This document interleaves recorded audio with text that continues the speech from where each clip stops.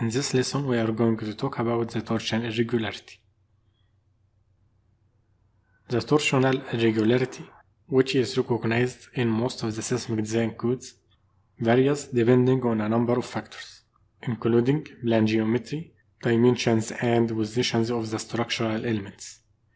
As you can see in this plan, when the earthquake load acts along X and Y direction, and due to the positions of the structural elements and the plan geometry, a different drift will happen to these 2 points.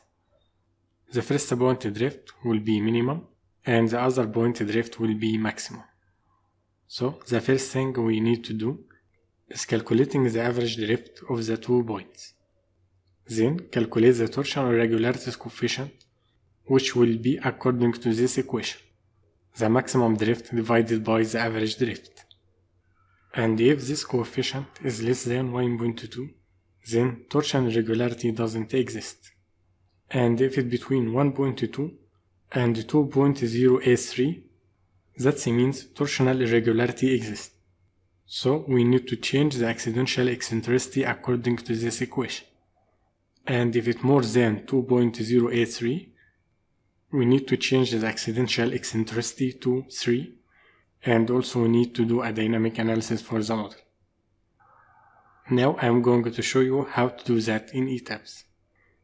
First, go to the results branch, then expand the displacement branch, then click on diaphragm maximum average drift. Right click on load case and select EY1. So as you can see, here is the maximum drift and the average drift in each story. Also, etaps has calculated the ratio between the maximum and the average drift. And as you can see, it's less than 1.2. So the torsional irregularities doesn't exist in EY1 direction. Now select EY2. And as you can see, the ratio in this case between 1.22 and 2.083. So I need to change the accidental eccentricity. And to calculate the new accidental eccentricity, I am going to use an Excel sheet to calculate it. First, copy the maximum drift, the average drift, and the ratio columns.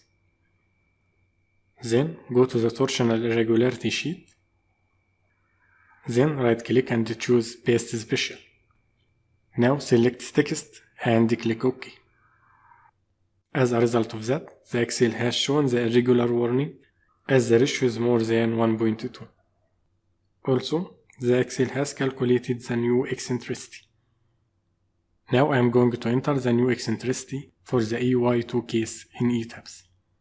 But I need you to notice that you need to do the same check for EX1 and for the EX2. Now to add the new accidental eccentricity, first unlock your model. Then go to the load pattern. Now select EY2. Then click on Modify Lateral Load. In the eccentricity ratio, we took it by default 5%, but as we have torsional irregularity more than 1.2, so we need to change it to the new eccentricity. So click on Override button. In this form, you can change the eccentricity value, but I need you to notice that it's an absolute value. So back again to the Excel sheet. Here is the absolute value for the eccentricity. So we need to enter these values in etaps. I am going to start with the story 19. So copy its eccentricity value, then back to etaps and paste it.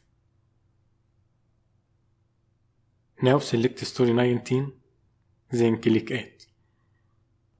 Also, you need to repeat these steps in all stories. But I am going to cancel that, as I am going to use another method. In the Excel sheet, here is the new eccentricity ratio for each story. So I am going to take the maximum ratio of all stories and define it as accidental eccentricity.